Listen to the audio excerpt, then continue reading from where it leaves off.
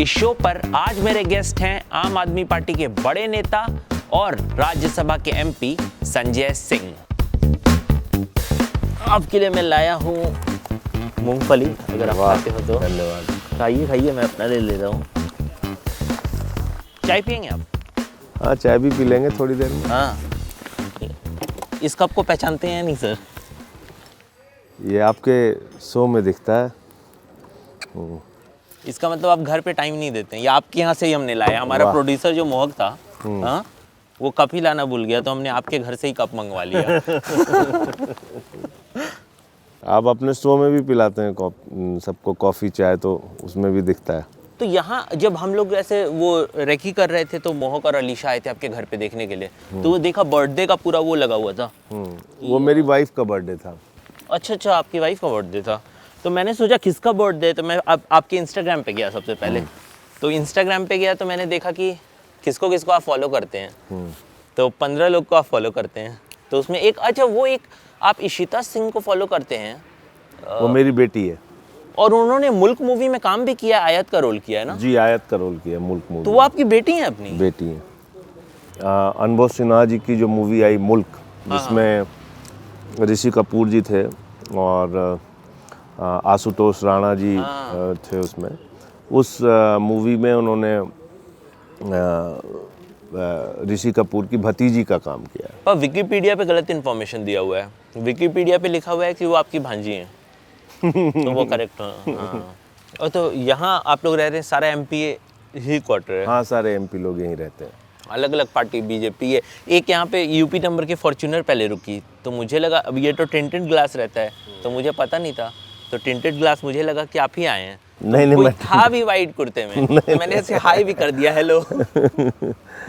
तो मैं तो ट्रेन से आज उतरा, थोड़ा लेट हो गई ट्रेन। तो इसकी वजह से आने में भी थोड़ा लेट हुआ। मेरा सबसे ज़्यादा ये फैसिनेशन था कि आपसे मैं मिल रहा हूँ, आप राज्यसभा के एमपी हैं, और मतलब वो पार्लियामेंट की जो बिल्डिंग है ना, उसको लेके मेरा फैसिनेशन बहुत ज़्यादा रहता है। मतलब हम लोग राज्यसभा टीवी वगैरह पे देखते हैं, वो वुडन नक्काशी किया हुआ, रेड और ग्रीन कारपेट, मतलब एक फीलिंग है। और बैड लक कह लीजिए कि मैं जर्नलिस्ट होने के बाद भी मतलब कभी जा नहीं पाया हूँ, वो सौभाग्य नहीं मिला। तो लाइक आप जब मैं आपसे जानना चाहता हूँ कि जब आप फर्स्ट टाइम राज्यसभा गए, और मतलब अंदर, उससे पहले कभी गए थे, अंदर से देखा था? उससे पहले एक बार गया था, जब भगवंत मान जी सांसद हुए, तो उनके साथ एक बार मैं पार्लियामेंट को देखने के लिए गया था वहाँ घूमने। तो भगवंत के साथ ही एक बार जाने का मौका मिला। उसके पहले मैं कभी पार्लियामेंट में नहीं गया था। तमन्ना ज़रूर थी, और आपकी तरह मैं भी टीवी डिबेट्स देखा करता था, और उसमें कई बार पार्लियामेंट के अंदर की डिस्कशन दिखाते थे, तो अच्छा लगता था। कुछ लोग बढ़िया बोलते थे, अच्छा बोलते थे, तो उनको सुन के लगता था कि देश के मुद्दों पर कैसे अपनी राय रखते हैं।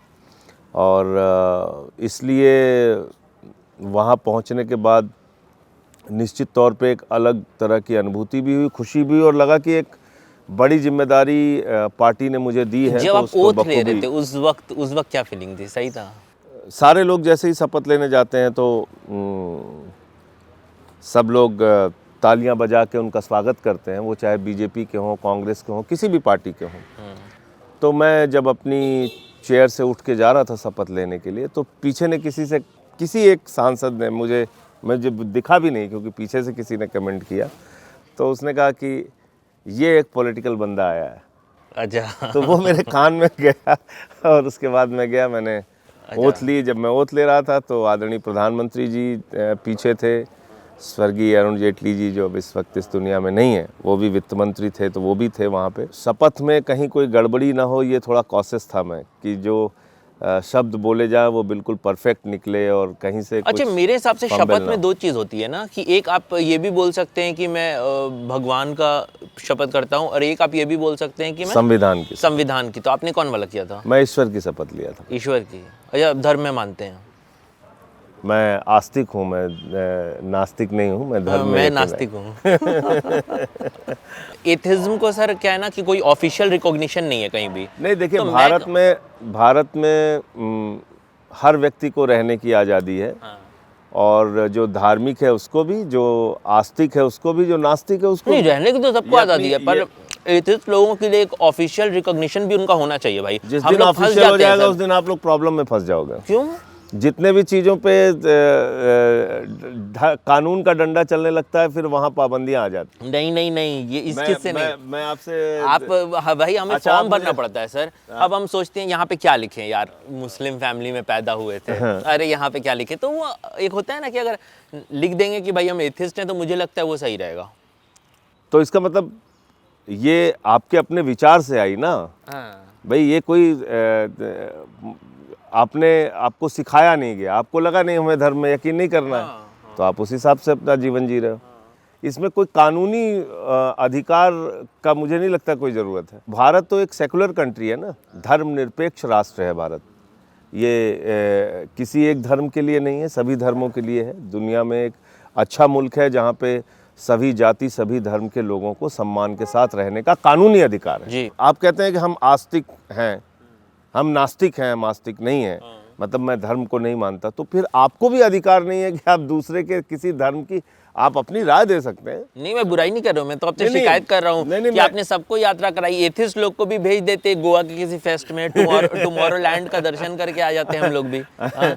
तो आपने हमें यात्रा नहीं करवाई, सबको करवाई, यहाँ तो हमारा नुकसान हो गया। फॉर्म भरना पड़ता है, वहाँ नुकसान है। बीजेपी जैसा अपना दिखा रही है हाइपर नेशनलिज्म या हाइपर हिंदुत्व, इससे आप कहाँ तक रिलेट करते हैं और क्या लगता है, मतलब जनता कहाँ तक रिलेट करती है? जनता रिलेट करती है, वो दुर्भाग्यपूर्ण है, लेकिन बड़ी आबादी नहीं रिलेट करती। जी हिंदू धर्म की पहचान को ये लोग खराब कर रहे हैं। अच्छा। जैसे अगर आप मुझसे पूछिए तो पाकिस्तान इस्लाम की पहचान को खराब कर रहा है, अफगानिस्तान तालिबान इस्लाम की पहचान को खराब कर रहा है। इसी तरीके से अगर आप मुझसे पूछेंगे तो हिंदू धर्म के नाम पर अगर आप कट्टरता फैलाते हैं, नफरत फैलाते हैं, दंगे फसाद कराते हैं, तो आप हमारी पहचान को खराब करने की कोशिश कर रहे हैं। हमको सबको मिलकर आपके खिलाफ बोलना चाहिए। तो उसको एक स्ट्रैटेजिक पॉइंट ऑफ व्यू से काउंटर करने के लिए भी मंदिर जाना पड़ता तो होगा कि हाँ हम भी दिखा दें कि हाँ हम भी हिंदू हैं, पर हम वो नहीं। आपको एक छोटा सा उदाहरण देता हूँ। जी। अभी मैं एक टीवी चैनल के इंटरव्यू में गया तो वो हमसे कह रहे हैं कि आप राम मंदिर दर्शन करने गए कि नहीं गए। हमने कहा मैं कितने मंदिरों में दर्शन करने गया, ये आपको एक स्पेशल प्रोग्राम चलाना पड़ेगा। लेकिन अब आप आम आदमी पार्टी से हैं तो आप तो धार्मिक हो ही नहीं सकते। तो ये चीज़ ठीक नहीं है। हम मंदिरों में जाके नफरत फैलाने का काम कर रहे हैं या मंदिरों में जाके मोहब्बत फैलाने का, इंसानियत का, भाईचारे का काम कर रहे हैं, ये इंपॉर्टेंट है। सर इसी से लगता हुआ मेरा एक सवाल है कि तिरंगा यात्रा हम लोगों ने निकाली जी जी आगरा में, मेरे ऊपर, मनीष सिसोदिया जी के ऊपर और 500 कार्यकर्ताओं पे आदित्य नाथ जी मुकदमे करवा देते हैं तिरंगा यात्रा पे, क्योंकि तिरंगे पे वो मानते हैं हमारा पेटेंट है, कोई और कैसे तिरंगा लेके निकल सकता है। क्योंकि हम तिरंगा यात्रा जब निकालते हैं तो उसमें नारा लगाते हैं हिंदू मुस्लिम सिख ईसाई आपस में सब भाई भाई। बीजेपी वाले तिरंगा लेके क्या करते हैं, वैलेंटाइन डे पे बच्चे बच्चियों को पार्क में पीटते हैं घुस घुस के। अभी देखिएगा आप वैलेंटाइन डे पे क्या करेंगे लोग। बहुत बचपन में मैं इसका शिकार हुआ हूँ। हाँ, तो आप भी शिकार हुए होंगे। खैर राज्यसभा पे मैं आपसे पूछ रहा था, हम लोग देखते हैं कि जब भी आप कुछ स्पीच देते हैं, आपकी स्पीचेस वायरल भी होती हैं, मैं बहुत सारी स्पीचेस देख रहा था, तो उसमें वो क्या होता है, आपका माइक तो है पर उसमें या red green yellow white button होता है आपके जब वोटिंग का टाइम आता है। अच्छा। किसी भी राज्यसभा या लोकसभा के मेंबर को अपनी सीट पे खड़े होकर किसी भी मुद्दे पर डिवीजन मांगने का अधिकार है। यानी जब बिल रखा जाता है, डिवीजन यानी कि मतलब वोट। अगर आपने कह दिया डिवीजन, अपनी सीट पे खड़े होकर कह दिया डिवीजन, तो उस पर वोट कराना पड़ता है और फिर लॉबी बंद होती है और लॉबी क्लियर की जाती है और सारे गेट बंद किए जाते हैं। फिर सबको, अगर मशीन किसी वजह से ख़राब है तो उनको कार्ड दिया जाता है, आप इसमें यस लिख रहे हैं या नो लिख रहे हैं, किसके साथ हैं, इस बिल के समर्थन में हैं या खिलाफ में हैं। आपको याद होगा जो सबसे ज़्यादा बवाल हुआ था पार्लियामेंट के अंदर, वो कृषि कानूनों के ऊपर हुआ था। वही तो जब मैं सोच रहा हूँ, आप जिन्होंने मुझे बताया कि बटन्स है जब यस और नो के लिए, तो फिर ये सब वॉइस वोट से और ऐसे क्यों पास हो जाता है? नहीं, वॉइस वोट से पास होता है जब कोई डिवीज़न नहीं मांगता। वॉइस वोट से तब पास होता है। नहीं, पर वहाँ तो लोग मांग रहे थे ना, बहुत हल्ला हो रहा था। जब मैं वही बता रहा हूँ आपको, उसमें वही तो गड़बड़ी की सरकार की ओर से। तो उस समय त्रुचि शिवाजी हैं जिन्होंने कुछ अमेंडमेंट्स रखे थे उस बिल के ऊपर। तो उन्होंने अपनी सीट से कहा कि डिवीज़न डिवीज़न। और खड़े होकर आपने देखा होगा कि जब वो उनकी बात नहीं सुनी गई तो अपने सीट पे ही खड़े होकर और कान में वो लगा के उन्होंने फिर चिल्ला के बोला, ईयरफोन लगा के। तो फिर भी उनको डिवीज़न नहीं दिया गया, यानी वोटिंग नहीं कराई गई। और वजह ये थी कि उसमें बीजेडी से लेके अकाली दल से लेके तमाम पार्टियां उस बिल के खिलाफ थीं।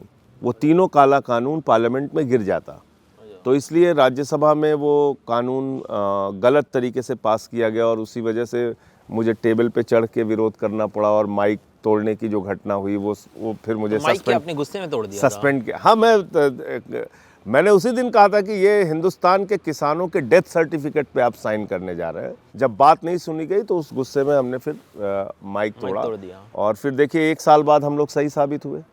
ठीक है, उस वक्त मुझे सस्पेंड भी किया गया और भी साथियों को सस्पेंड किया गया, लेकिन 1 साल बाद देश के प्रधानमंत्री जी कहते हैं मुझसे गलती हो गई।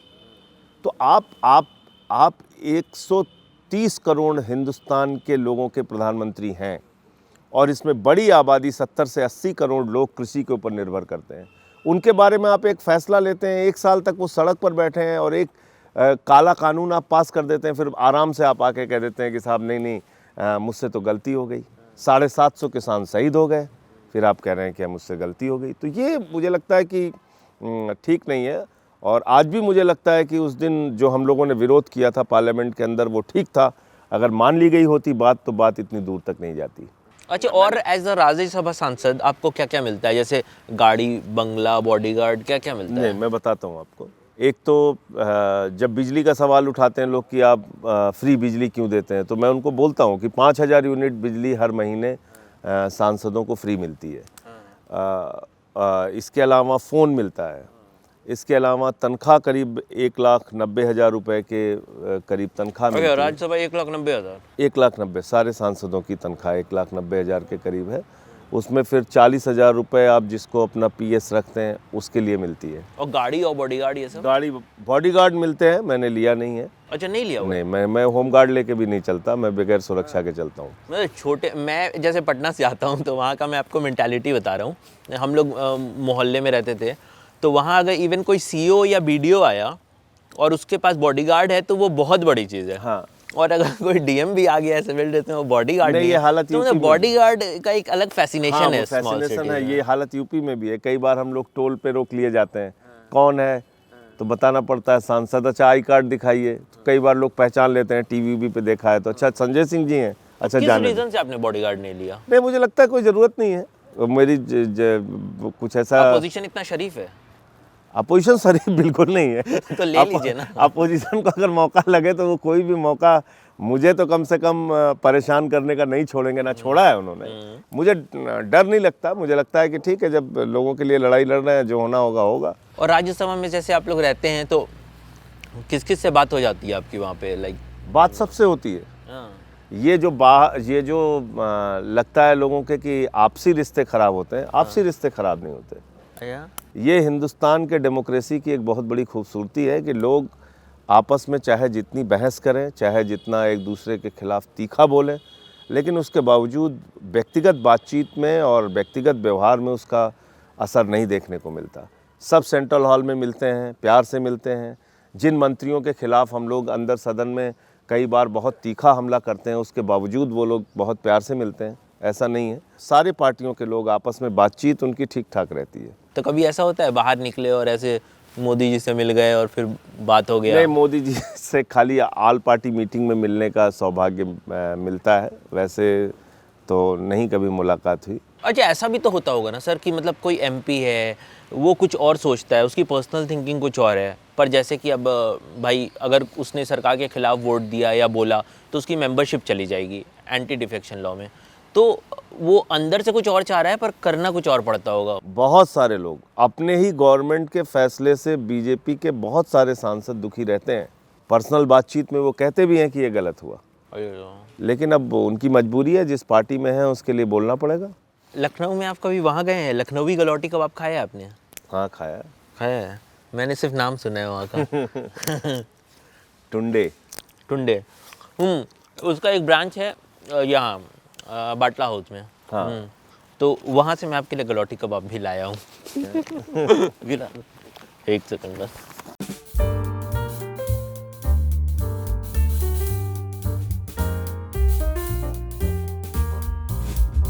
खा के बताइए सर, ये वो वाला टेस्ट है?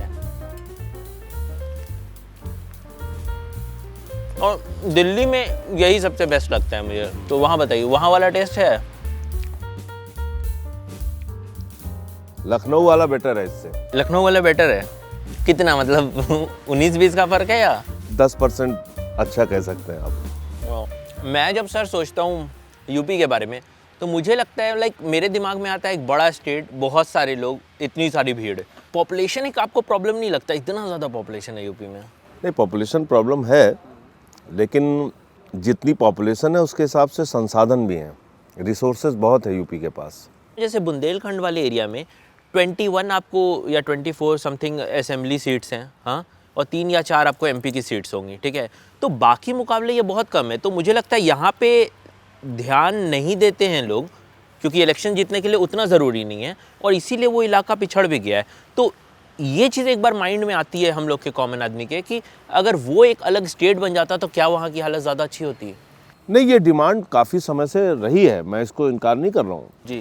डिमांड रही है, और उस पर हम लोगों ने भी एक बार ये बोला था कि यूपी में इसको 4 भागों में कर देना चाहिए। अच्छा, आपने बोला हुआ है? हाँ, हमारी पार्टी ने शुरुआत में इस चीज़ को, इस मुद्दे को उठाया था, लेकिन पब्लिक में अभी वैसा कुछ सपोर्ट देखने को मिला नहीं।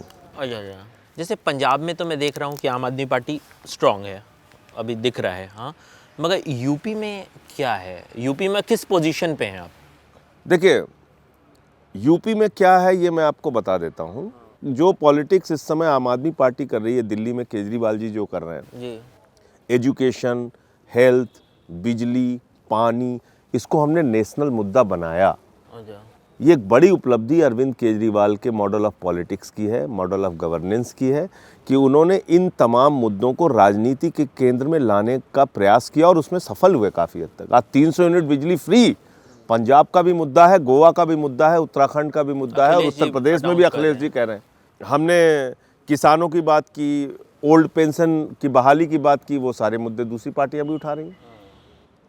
तो आम आदमी पार्टी की प्रेजेंस की यूपी में अगर आप फायदा देखेंगे तो आज मुद्दों पे चर्चा होने लगी, उतनी ज़्यादा नहीं, लेकिन फिर भी हो रही है। मैं पटेल नगर वाले ऑफिस में बहुत आया हूँ आपके, ठीक है। तो उस वक्त मैं इंटर्नशिप कर रहा था यहाँ एक न्यूज़ चैनल में जो अभी दंगा फैलाता है। तो मैंने वहाँ देखा कि भाई लोग, एक कमल भैया थे, वो अपनी सॉफ्टवेयर इंजीनियर की जॉब छोड़ के आए हुए थे और अनपेड लीव पे थे, मतलब उन्हें पैसे भी नहीं मिल रहे थे। इसी तरह एक विजय मलंगी था, किशन था, और बहुत सारे ऐसे लोग थे। तो अच्छे अच्छे अपनी जॉब्स छोड़ के लोग आ रहे हैं, मेहनत कर रहे हैं दिन रात, कुछ लोग ऑफिस में ही रुक जा रहे थे, मैं नोटिस कर रहा था।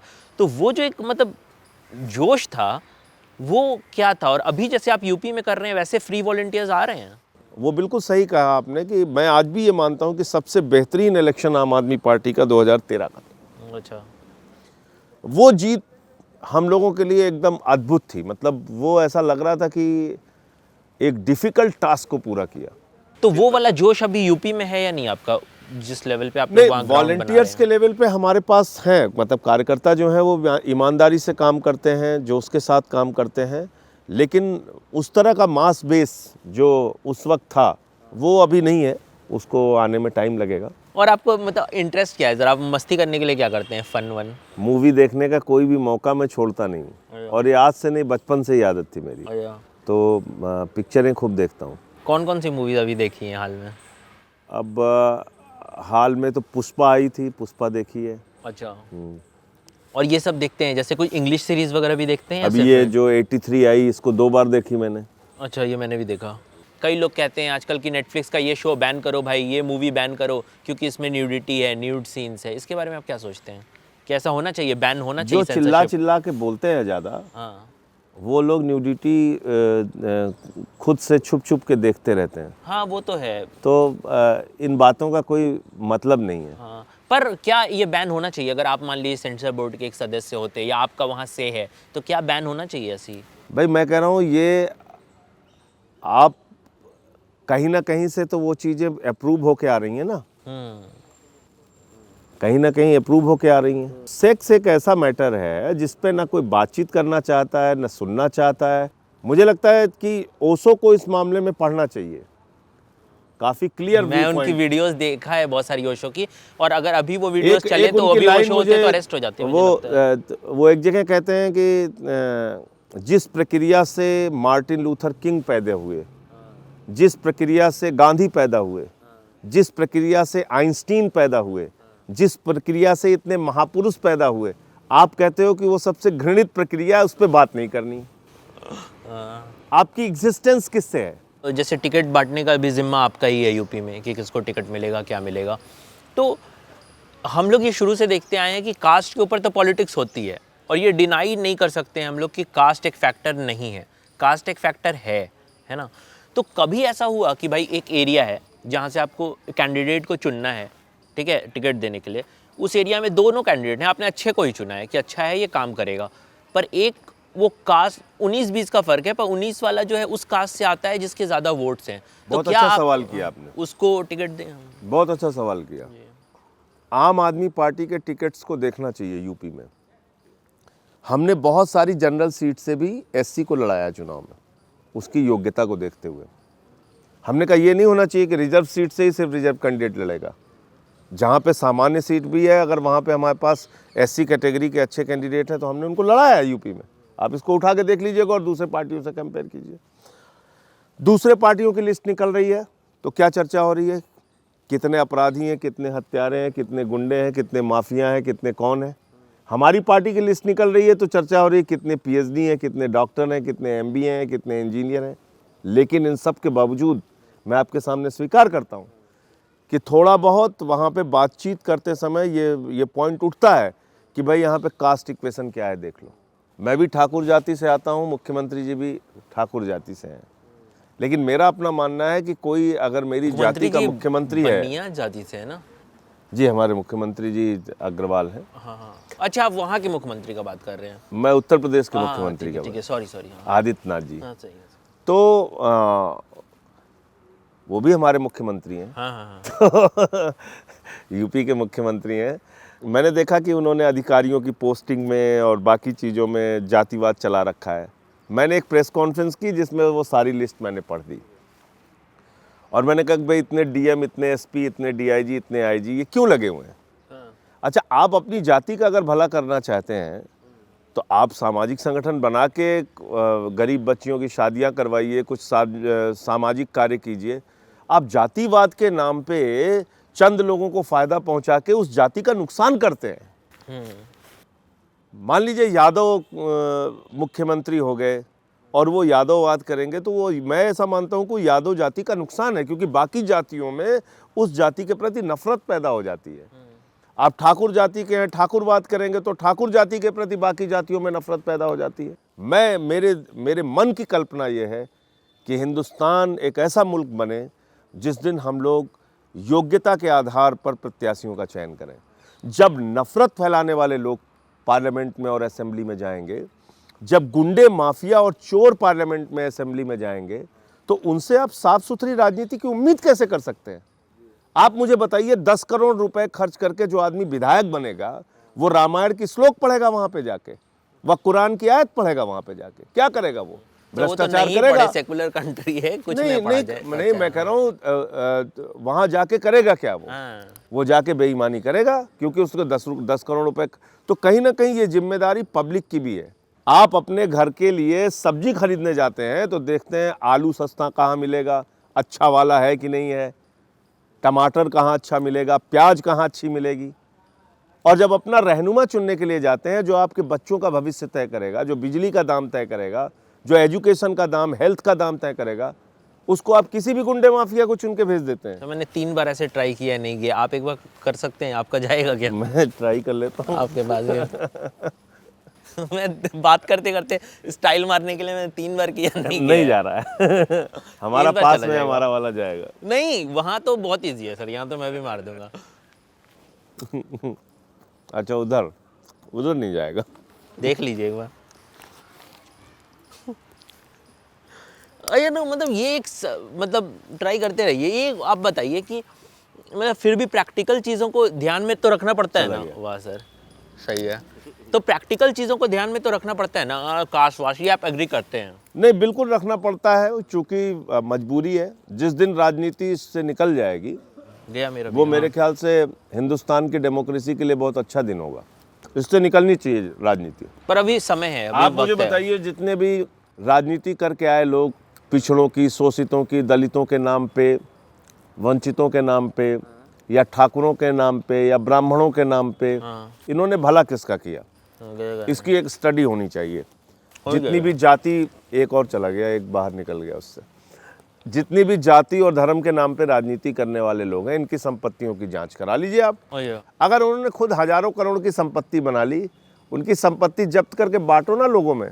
इसी से ध्यान में आया, आप जब इलेक्शन का नॉमिनेशन फाइल करने गए तो आपने दिखाया कि आपके पास सिर्फ 6 लाख रुपए हैं। हाँ बिल्कुल। और उसको प्रॉपर्टी नहीं है, घर वर कुछ नहीं है? नहीं, मेरा घर मेरे पिताजी का बनाया हुआ है, माताजी का बनाया हुआ है, दोनों टीचर थे। वाइफ के नाम पे कुछ नहीं है? कुछ भी नहीं है। अच्छा। और मैं तो गांव में जो जमीन है खेती की, वो पिताजी मैं भी सुन के थोड़ा दंग रह गया कि किसी के पास एक जमीन ही होगी तो 25 लाख दाम हो जाएगा। तो आपने 6 लाख दिखाया। मैंने तो खुलेआम उसके, जैसे आप आश्चर्यचकित है, ऐसे भारतीय जनता पार्टी के लोग बहुत आश्चर्यचकित थे। बोले इसकी तो बस अब जांच करा के इसकी सदस्यता खत्म करानी है। 4 साल हो गए, 2 साल और बचे हैं। अच्छा। और आपके साथ इंटरव्यू में कह रहा हूँ, पूरी भाजपा की सरकार मेरी संपत्तियों की जांच कराए, और जो एफिडेविट मैंने दिया है उससे ज़्यादा निकल जाए तो मुझे गिरफ्तार करके अंदर भी करवाए, और मेंबरशिप से तो तुरंत मेरा इस्तीफा हो जाए।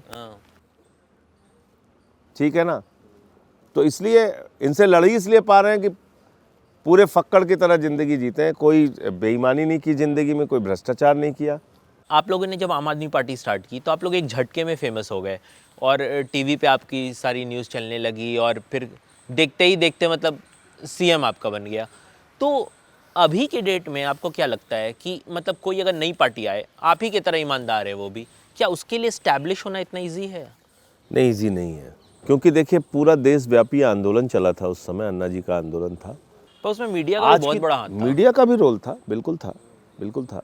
लेकिन आज की तारीख में वैसा संगठन खड़ा कर पाना और फिर से उस तरह की शुरुआत कर पाना, मैं नहीं कहता कि नहीं हो सकता, लेकिन टफ टास्क है। उसमें थोड़ा बीजेपी और आरएसएस का भी बैकिंग था, क्योंकि कांग्रेस के खिलाफ एक आंदोलन था। ये एक दुष्प्रचार है, ये एक दुष्प्रचार है।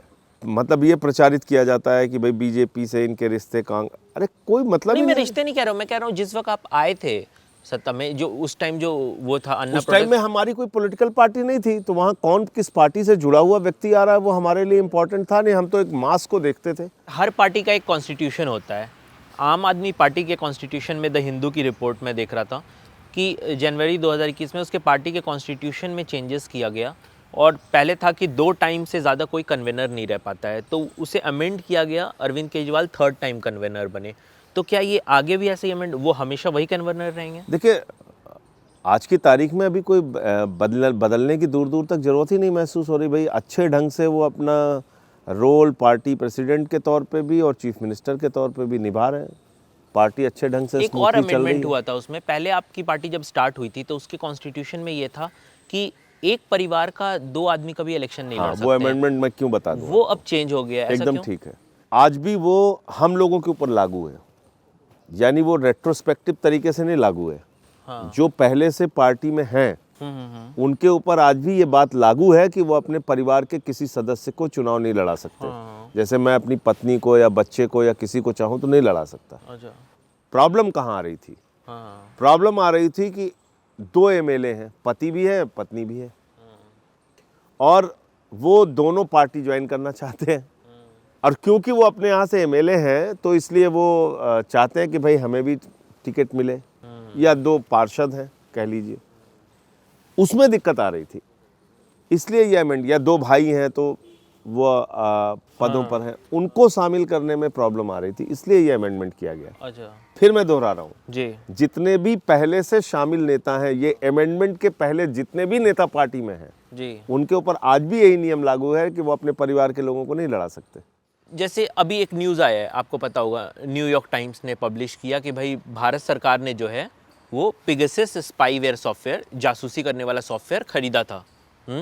तो जैसे मैं ये सोचता हूँ, जैसे आप यहाँ हैं, अरविंद केजरीवाल दिल्ली में हैं, आप यूपी में हैं, और आप लोगों को एक इलेक्शन स्ट्रैटेजी डिस्कस करनी है आपस में, तो तो कैसे करते हैं भाई? अरविंद केजरीवाल भी पहले बोल चुके हैं कि सबके फ़ोन टैप होते हैं, जजेस के फ़ोन टैप होते हैं, बात मत करो। तो आप लोग कैसे स्ट्रैटेजी डिस्कस करते हैं? करते हैं, वो टैप करते होंगे, मतलब ये जानते ऐप यूज़ करते हैं, क्या करते हैं? ये जानते हो नहीं, व्हाट्सएप पे बात कर लेते हैं, फेस टाइम पे सिग्नल पे बात, हैं आप? सिग्नल पे? सिग्नल पे भी हैं, फेस टाइम पे भी हैं, कहीं भी बात कर लेते हैं।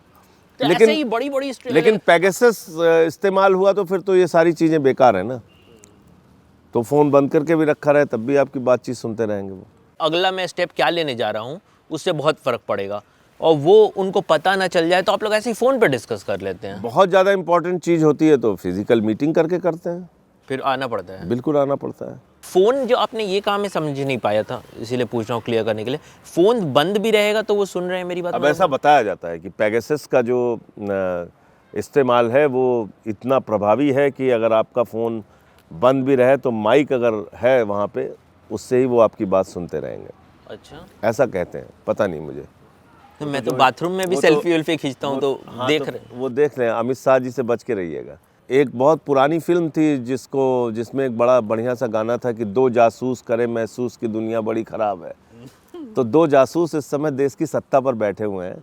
ये सवाल कोई कह सकता है कि भाई संजय सिंह का इंटरव्यू ले रहे हो तो ये क्यों पूछ रहे हो, इसका क्या मतलब है? पर मुझे लगता है कि यंग लोगों को पता होना चाहिए कि उसके जो बड़े नेता हैं, जो लोग राज्यसभा के मेंबर हैं, वो इस बारे में क्या सोचते हैं। होमोसेक्सुअलिटी पे आपका क्या व्यू है? इस पे तो कानून बन चुका है, कानून अपना काम कर रहा है। अपने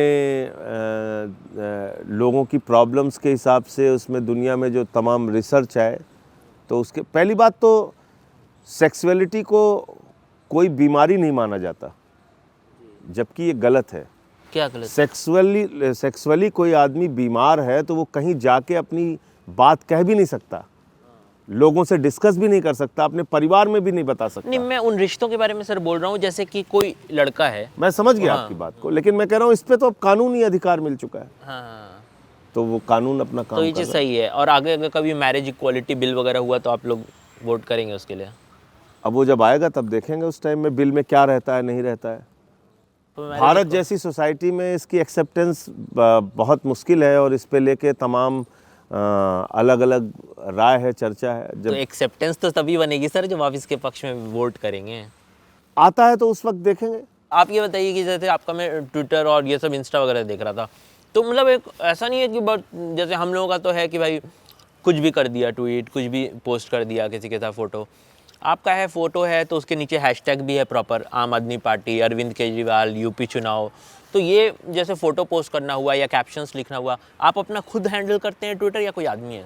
नहीं, हमारे साथी हैं वो भी देखते हैं, अजीत त्यागी जी हैं, सर्वेश मिश्रा जी हैं, वो लोग भी हैं, वो लोग भी देखते हैं ट्विटर को, फेसबुक भी देखते हैं। लेकिन मैं भी ट्वीट करता हूँ कोई इम्पोर्टेंट इशू मतलब टेक्नोलॉजी फ्रेंडली हैं पूरा? हाँ, थोड़ा बहुत कह सकते हैं। हाँ, थोड़ा बहुत। थोड़ा बहुत मतलब कितना? थोड़ा बहुत का मतलब ये कि कभी कुछ अपनी बात कहनी है तो ट्विटर का या फेसबुक का इस्तेमाल, फेसबुक का तो नहीं करता हूँ बिल्कुल, ट्विटर का इस्तेमाल तो खुद लिख के अपना पोस्ट कर देते हैं? खुद लिख के पोस्ट कर देता हूँ। अच्छा। कई बार ऐसा भी होता है कि कुछ हल्के तरीके से हमला किया जाए। हल्का मतलब कि सटायर का इस्तेमाल करके, तो वहाँ कई बार संकोच होता है कि भाई पता नहीं क्या सोचेंगे। नेताओं के साथ ये भी एक बहुत बड़ी प्रॉब्लम होती है कि अगर आप कहीं एमपी हो गए, एमएलए हो गए, तो आपसे तो सारे नैतिकता के मापदंड की पूरी अपेक्षा की जाएगी कि इसमें 100% आप बिल्कुल खरे उतरिए। एक छोटा सा उदाहरण ही दे देता हूँ। अभी जब इन्होंने मुगलों वाला सवाल उठाया जी, तो मैंने एक फ़ोटो निकाली, हमारे साथी हैं वैभव जी, उन्होंने फ़ोटो निकाली, तो उसमें एक मुगली घुट्टी की फ़ोटो बनी हुई थी। दंत मंजन। मुगली घुट्टी होती है, बच्चों को 1.5 साल तक पिलाई जाती है वो। अच्छा, मुगली घुट्टी 555 ऐड आता था। हाँ। तो वो फ़ोटो उन्होंने मुझे भेजी कि ये ट्वीट करना चाहिए, इन्हें पिलाओ मुगली घुट्टी, इन्हें पिलाओ मुगली घुट्टी 555, जो 1.5 साल तक ही बच्चा पीता है, उसके बाद वो भी बंद कर देता है। तो मैंने वो फ़ोटो ट्वीट कर दी। अच्छा। और मैंने लिखा कि भाई ये बच्चा भी 1.5 साल तक मुगली घुट्टी पीने के बाद बंद कर देता है, लेकिन हमारा अमित शाह अभी तक मुगली घुट्टी पी रहा है। तो लेकिन फिर कुछ साथियों के फ़ोन आए, यार इतने हल्के ट्वीट मत करो, ऐसे ठीक नहीं है। फिर मुझे उसको डिलीट करना पड़ा। लेकिन है ये लोग फिलहाल इसी लायक। जैसे आपने बताया ना कि पर्सनल लाइफ पे जो एमपी हैं या एमएलए हैं तो बहुत कुछ बच के करना पड़ता है, बहुत कुछ इफेक्ट आ जाता है।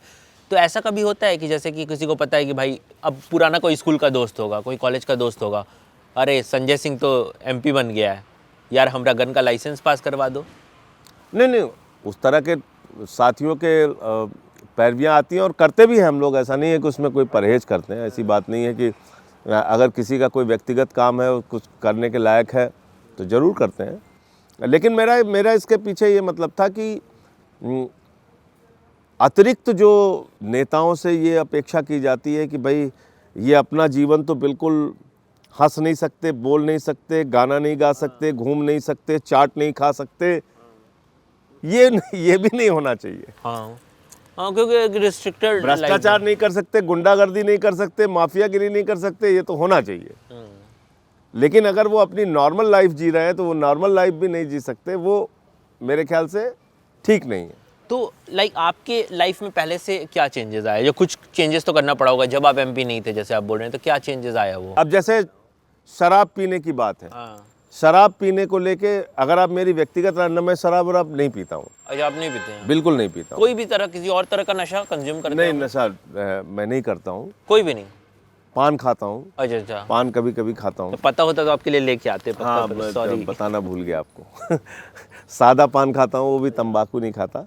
तो पहले रजनीगंधा बहुत खाता था, तो वो मैंने छोड़ दिया। हमारे एक साथी हैं प्रिंस, उनके साथ एक दिन बातचीत में शर्त लग गई कि अब इसको छोड़ा जा सकता है कि नहीं छोड़ा जा सकता है।